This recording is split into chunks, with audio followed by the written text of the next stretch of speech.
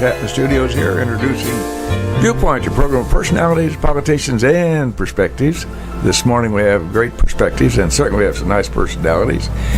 Viewpoint, of course, is hosted by the ever-present and always effervescent Judy Busby. Today she only gets half that. She's just still effervescent, not present. So the old fellow, the Bard of Burtonview, will do his best to carry on somehow. And, I want to be serious for just a minute. We always try to start Viewpoint with a kudo or two. Today it's a moment of respect for Melanie Shaler. Melanie all of a sudden left us with a serious brain injury, and she'll be missed. She's been a great helpmate to Joe Shaler. Joe's been a very active veteran himself, very helpful to the veterans who've come home before him, long before him. So a word of respect to the Shaler family. We send our condolences out. Our guest this morning, world traveler, at least for the last several weeks, and more importantly, his bride, Jim and Jennifer Grimaldi, are with us this morning. Jim had a very interesting experience.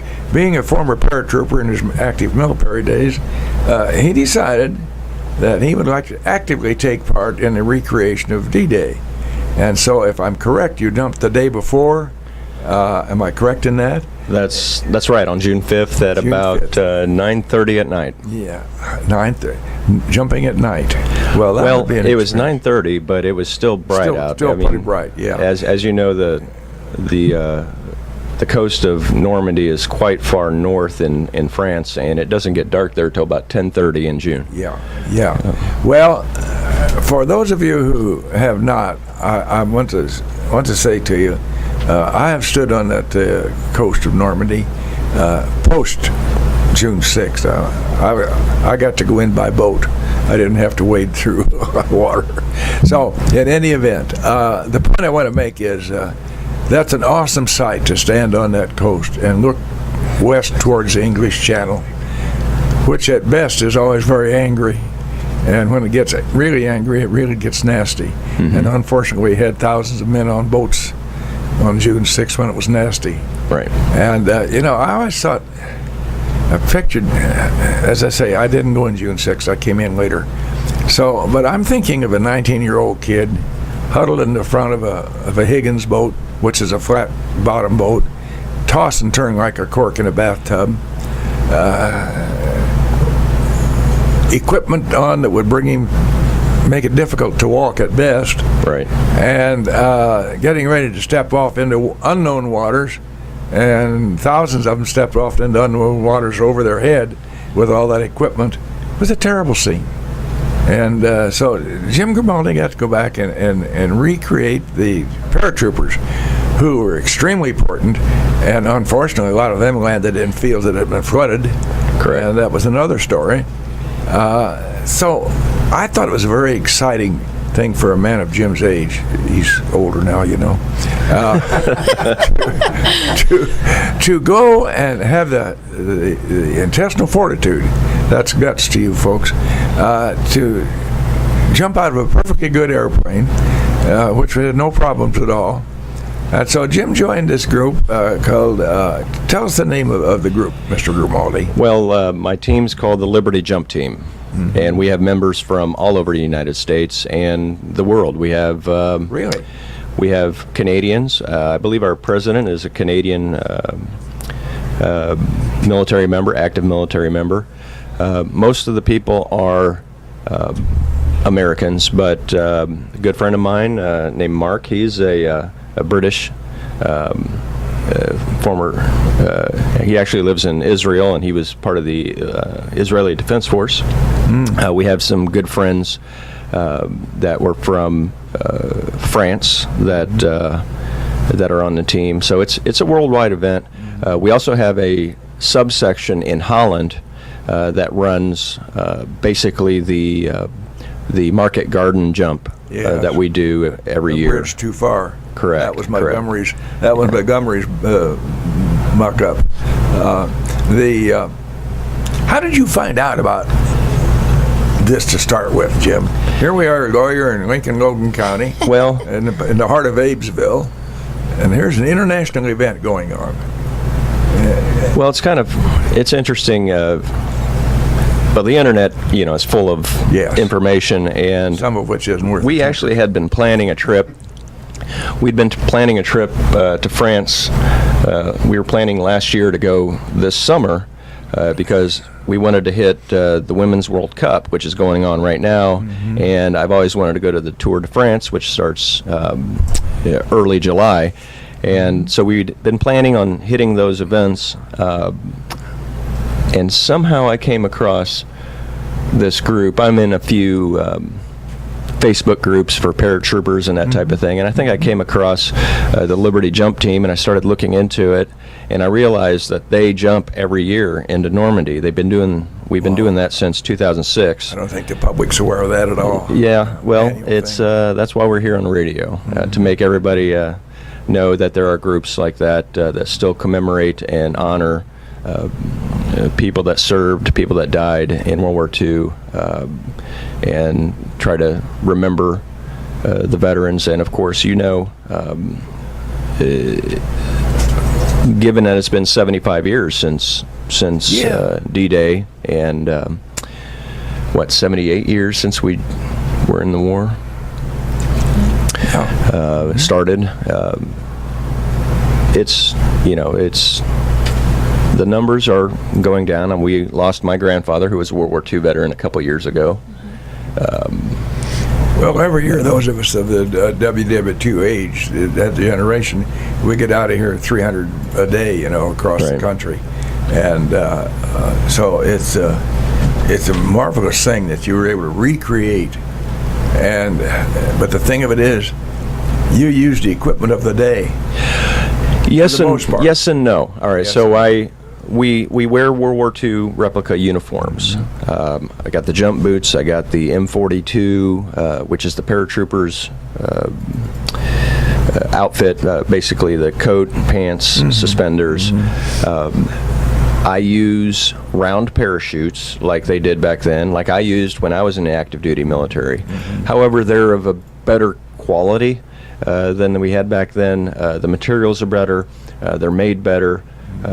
They actually have little toggles that let me kind of rotate Swing your chute a little. and steer a little bit. So we used to have, in World War II, as well as when I jumped, we had to pull on what's called the risers to try to turn, and it was not very effective. And you emphasize try to turn. So I also have a modern helmet that I use.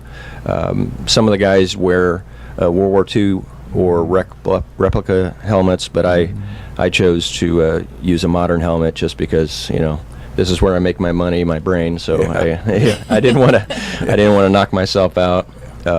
But for the most part, it's similar. We follow exactly the same way, and we land the same way. But it's semi-modern equipment, but the same type. Well, you use those venerable old DC-3s, is what we used to call them, C-47s in my time. Correct, yep. And they were a venerable old airplane. I flew in a C-47 with a man from Logan County over there by sheer act that our mothers met on Alvey's Corner. So they found out that Manuel was there and Billy was here, and so he was over at Villa Coublé. And I got in a Jeep and went over to see him one day, and he said, I'm going to Berlin tomorrow. You want to go with me?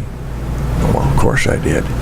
So I said, well, let me get signed out. So I drove back and went to my CO and got signed out. And the really and only reason I tell this particular story is when we flew over, we got close to Dachau, the concentration camp. Yep. And he said, I want you to look at this. And he flew real low. Jewish boy, his father was a cobbler here. And he flew real low and crisscrossed it 2 or 3 times. And that's the first time I saw a Dachau. I've seen it later. But that was really impressive. The C-47 I jumped out of, the name was Dragam Ut. And it actually dropped paratroopers on D-Day. It dropped paratroopers in Market Garden. It was converted. Old plane. It was converted to a civilian plane after the war, but it was purchased and then basically restored to World War II condition. It still had bullet holes in it that were patched. Is that right? From the including one in the pilot's seat, so I don't know how he fared. Yeah. And interestingly enough, that was the first time I was in a C-47. Every other jump is in a different type of aircraft. So I've taken off in a C-47, but I've never landed one. So, yeah.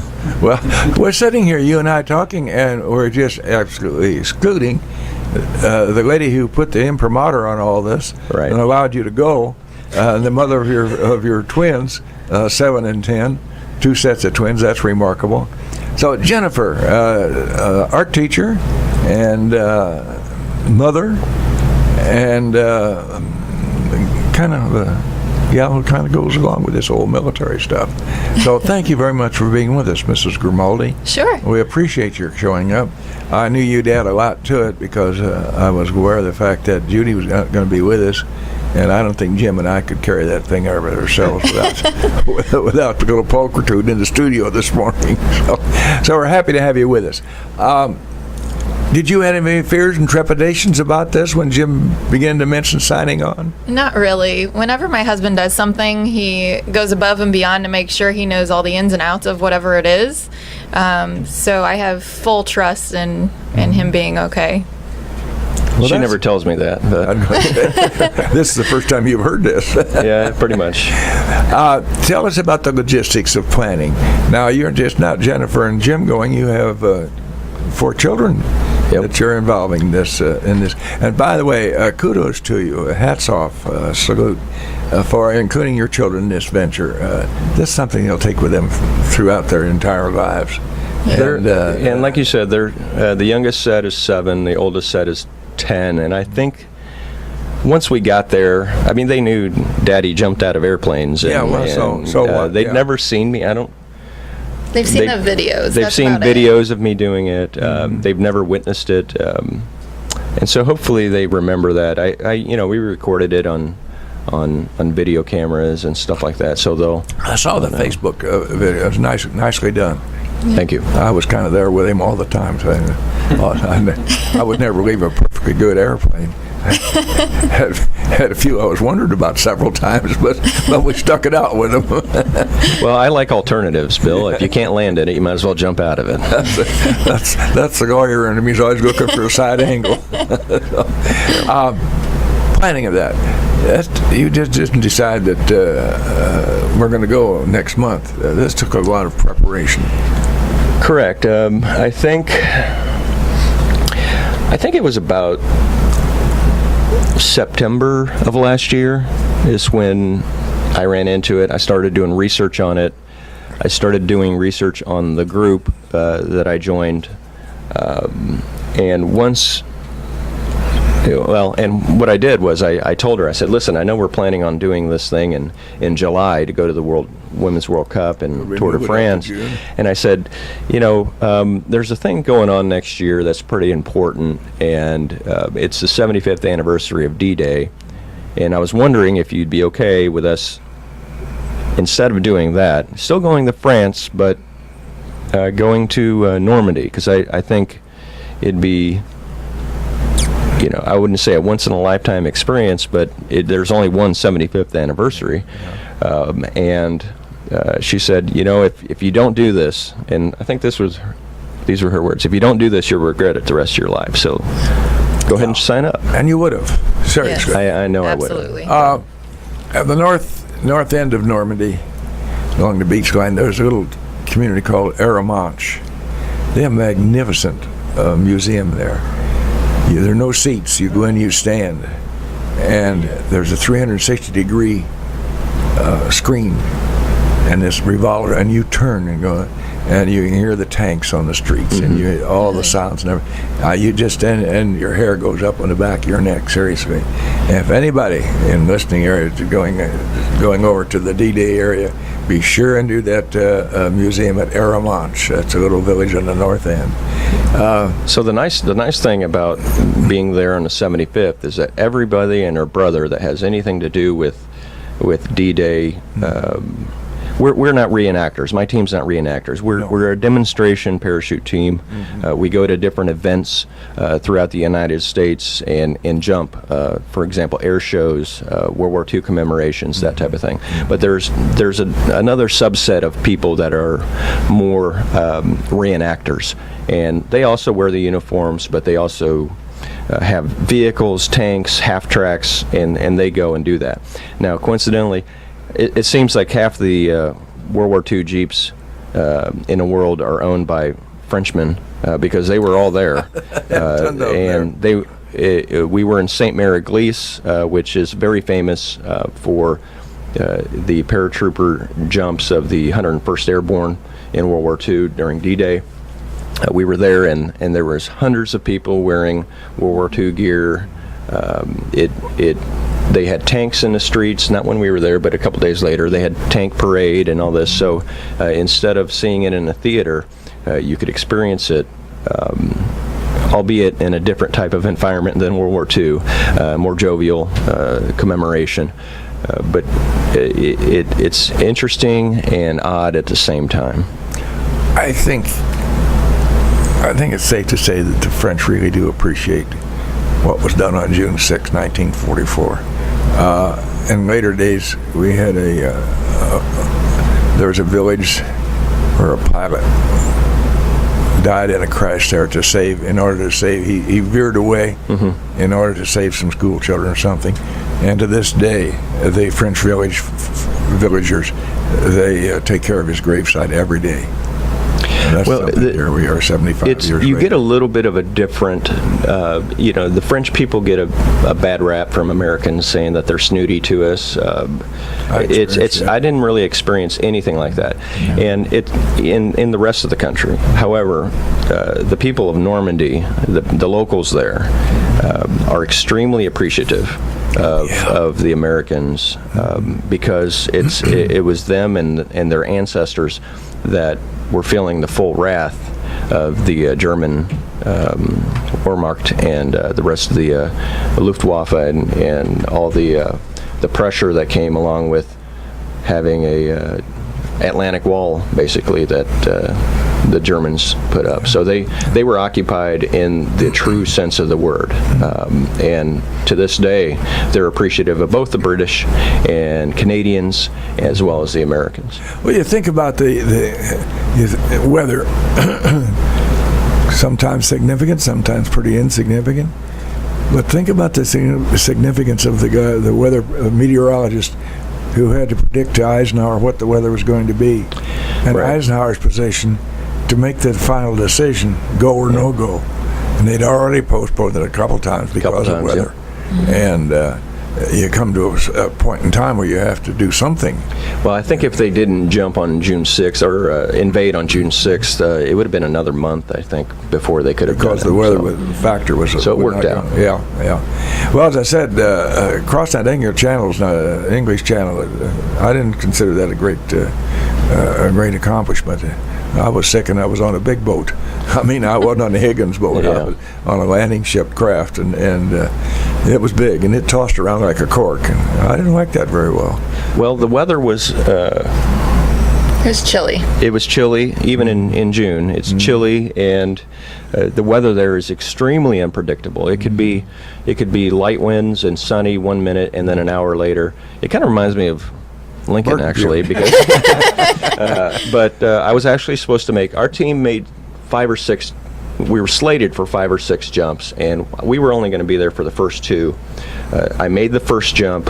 My second jump, the winds were 25 to 30 miles an hour and gusting to 40, so that one got scratched. I think our third jump got scratched, but they made the other 3 or 4 jumps when I wasn't there, but my team made him. Your stateside training, when you were in the Air Corps, sorry about that, in the Army, where did you get your parachute training? Where all paratroopers get it nowadays, which is Fort Benning, Georgia. Fort Benning. Yeah, and actually there's I'm hoping this comes through, but our team is supposed to jump, I believe, in August at Fort Benning, and I'd like to go down there. I haven't been to Fort Benning since let's see, when I go through 1997 when I went through airborne school. So I'd like to go back and jump there again. I don't think I would. Well, you mentioned my age in jumping now, and I'm our boys really I'm one of the younger people on my team. I mean, we have quite a few people that are much older than me. I wouldn't say much older, but they're older than me. One of our jump masters, his name is Butch, very good guy. He lost a leg in Vietnam, and he's our jump master. So, I mean, we have people from Vietnam era. A good friend of mine that was in the later 70s, that was in the 82nd Airborne, named Mike. He lives in Seattle now. He's a financial planner. And I didn't jump for 20 years. Okay, so I jumped in 1997, 1998. That's a big disparity. Right. Well, he hadn't Bones jumped. got a lot older. He hadn't. My buddy Mike hadn't jumped in 40 years. Right. Oh, my. So he waited 40 years, and now he jumped with me in Normandy. We're going to have to jump to attention here. We have what's called sponsors, so that you and I can talk on the air and bring lovely person like Jennifer with us. So go right ahead, Mr. Ash. Take care of our sponsors.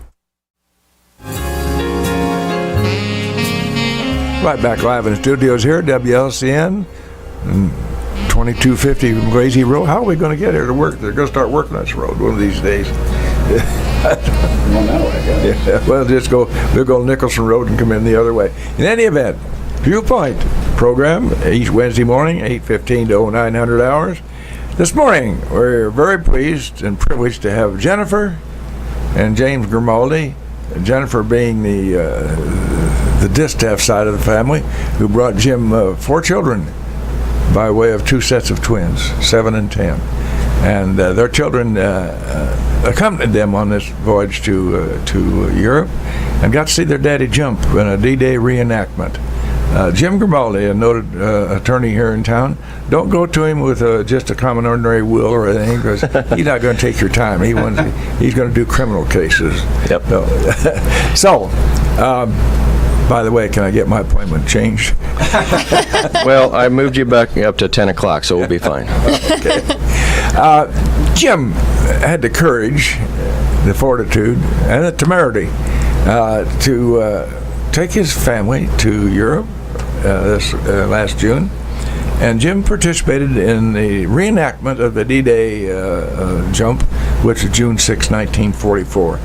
An event that changed the history of the world. Correct. Had D-Day not occurred when it did, God knows when we'd have gotten ashore over there in France and Germany. And, of course, ultimately ended the war. And so Jim was being a military guy, besides a noted lawyer. He stayed active in his military career. He was a parachutist. And I always thought they were a little nuts to jump out of a perfectly good airplane, but that's a good thing we had. So Jim participated in that. Now I thought, boy, that's interesting. Logan County boy went over there and jumped in a D-Day. Well, you know I'm not the only one that went. Oh no, from Logan County? Correct. Yes. Who else? So, thank you for that. A classmate of mine that graduated Lincoln High School in 1993. His name is Patrick Armitage. Yes, I saw that his mother was a teacher for a long time at Lincoln High School. She was my teacher, but he moved. Old. He moved. He moved to Florida, and I got a hold of him last year. We were both paratroopers, and I got a hold of him last year, and I said, "Hey, you know what would be really cool if you joined me in going to a parachute refresher course and joining this team and going over to D-Day." And God bless him, he did that. Not only that, he made the decision to get married on June 6, 1944. June 6, 2019. He got married on Utah Beach, and I was the person presiding over the ceremony. But he got married. She was wearing a wedding dress. Her name's Brandy, and she was wearing a wedding dress. I was wearing my World War II uniform. Patrick was wearing his uniform, and a number of teammates joined us, and he got married on Utah Beach. That's pretty exciting. The pictures were pretty impressive. Oh my, yes, yeah. Now, You had your children with us, and this is a great historical time for them, not just a 1 or 2 days. You were over there several days after the June 6th event, and you made some tours. You went down into Italy, and so these kids got to see history. Yes. It was pretty awesome. Yes, it would be. I think for me, it was pretty chilling when we were at the drop zone and knowing that nobody dropped there for 75 years. Yeah, think of that. And talking to some of the locals about it and how thankful they were for what happened 75 years prior. And then she also mentioned that the town itself, it's a small village. She said there aren't even this many people in the village. The street was just lined with people that wanted to see this happen since it hadn't happened in so long. But I don't think the kids fully understood a lot of it until we went to Point du Hoc, and then they saw where the craters were and where the Nazi, what do you call those things? the pop bunkers and the artillery position, the gun emplacements, and the bunker facilities and the tunnels. I think then they understood, what really happened. And they kept asking where my grandfather, if he was here or he was there. He was actually in a different theater, so he wasn't there. But I think they kind of put two and two together. Yeah. Point du Hoc reminds me of Reagan's magnificent comment, "Where do we get such men?" Yeah. When you think of those guys trying to scale a cliff. The Rangers, correct. The Rangers going up Point du Hoc. And I think they had the current Rangers scaled this year. Oh, really? I believe so. I haven't seen the documentation, but I was told that the Rangers, the Army Rangers of today, scaled the same cliffs. And I mean, the different groups of people, and you've got to think about this. You talk about courage and intestinal fortitude for me to jump out of an airplane. It comes nothing. It's nothing in comparison to what these. And you said 19, and I know there were people that were 16 that joined up and lied about their age.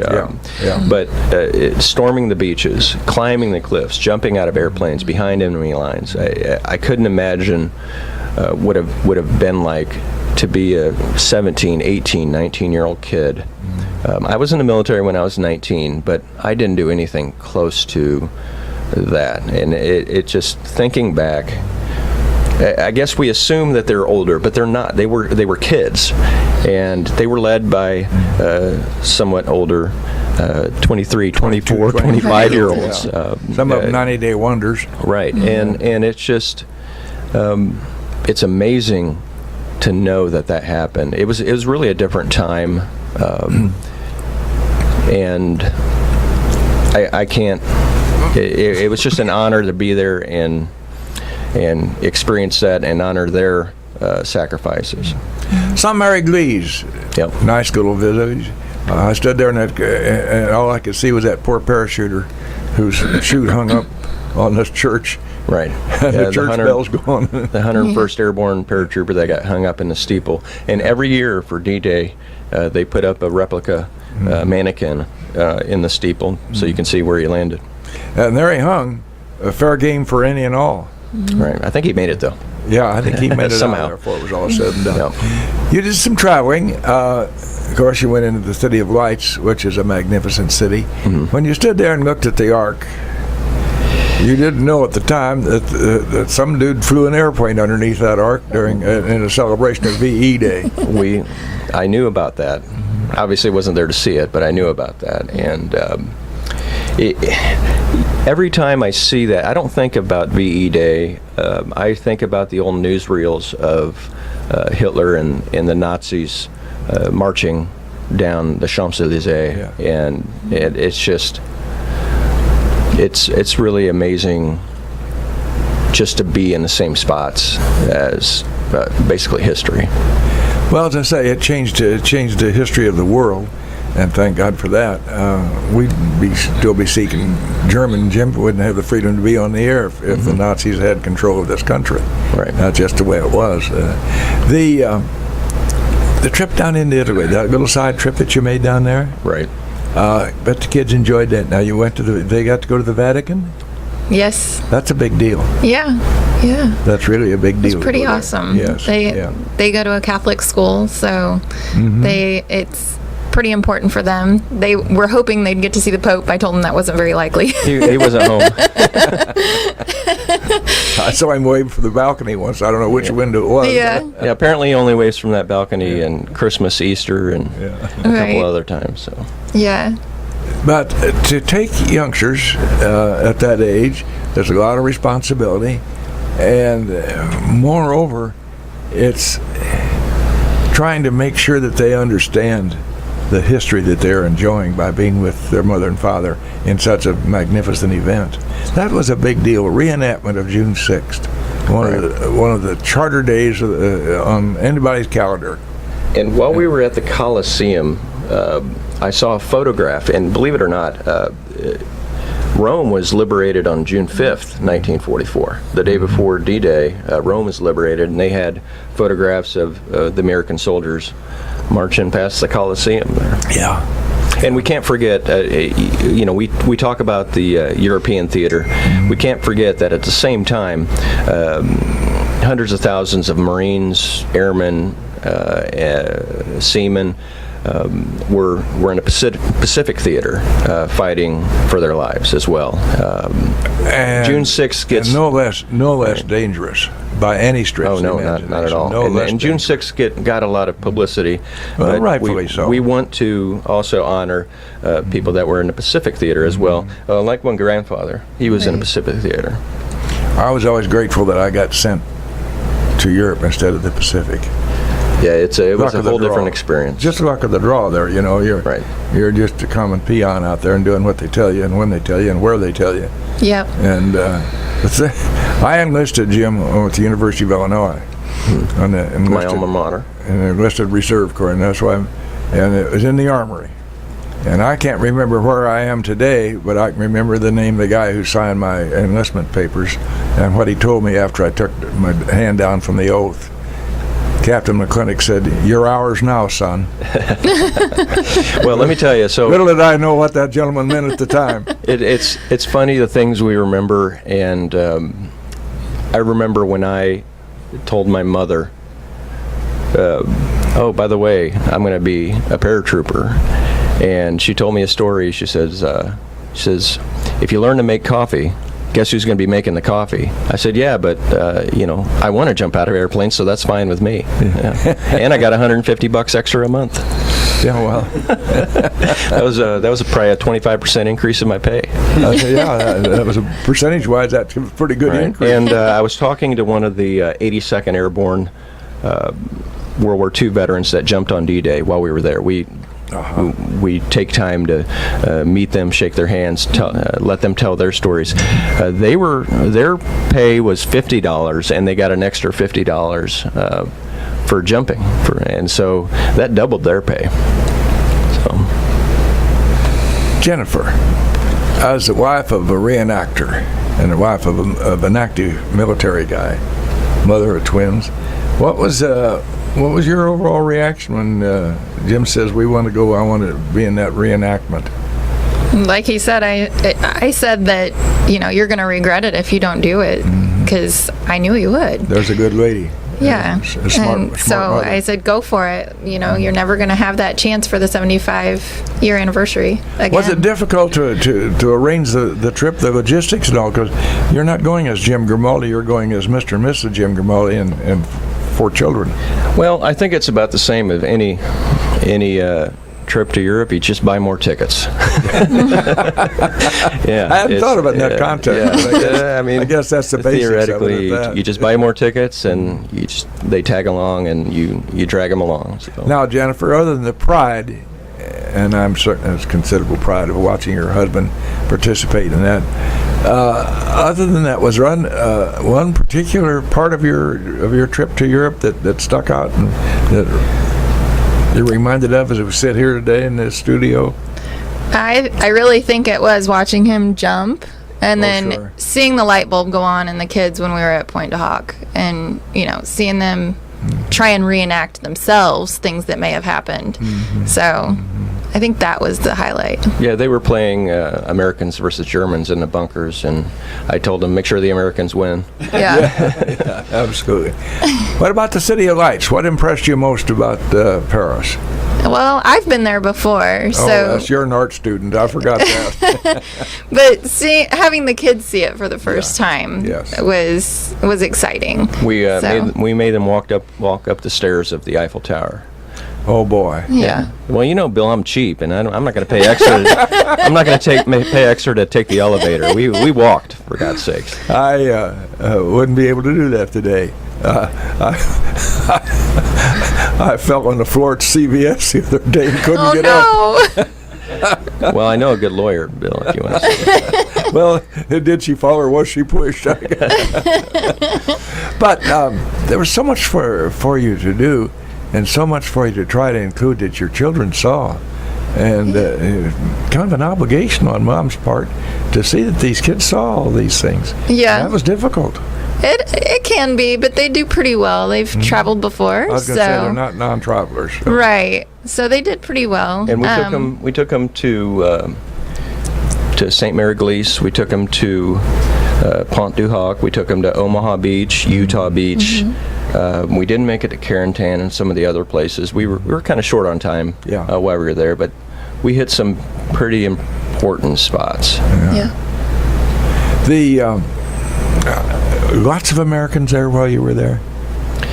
Not as many as you thought? French and other Europeans, but yes. This was, just to give you an example, my team has been jumping since 2006, and I think usually on other years we had 25 to 30 jumpers that go every year. This year being the 75th, I think everybody that's ever been associated with our team, we had 90 jumpers in my team that went this year. That's just the Liberty team. That's just my team, correct. And that just shows you the level of interest in this particular year. Well, and the planes were delayed because of the manifest being overloaded coming from Great Britain over. Right. For that first jump, there was another group that not as well organized as ours. They had the planes before we did, and let's just say the logistics of them carried down to us. So on that first jump only, I think only half of our guys got the jump, but we did. And it was fine after that. We had our own planes after that. Now, I've sat here the whole 45 minutes and never once gave the number 648-5510. That's the dumbest thing. How can you be a program host and not announce the number? I'm sorry about that. Mea culpa. I'll talk to you in the woodshed afterwards. 648-5510. Jennifer and James Grimaldi have been in a recent magnificent experience participating in the recreation of June 6, 1944 invasion of Europe.